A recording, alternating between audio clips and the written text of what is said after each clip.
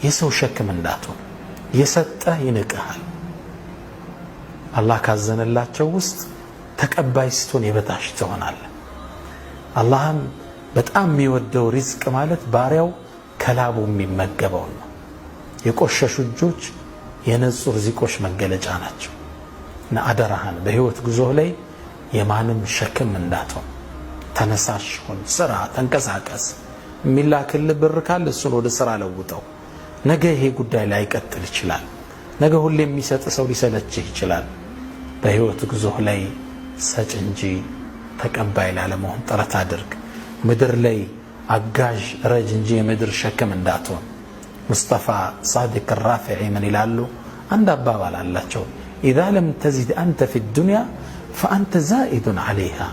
ዱንያ ላይ አዲስ የጨመርከው ነገር ከሌለ አንተ በዱንያ ላይ ጭማሪ ሸክም ነበርክ ማለት ነው ይላሉ። ምድር ላይ አዲስ ነገር አበርክተን እንለፍ። ሌላው ቢቀር ግን ራሳችን ከሌላው እጅ እናብቃቃ።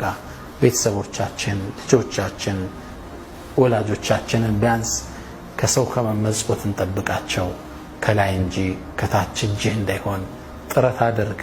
ወሰለላሁ ወሰለም ወባረከ አላ ነቢይና ሙሐመድ።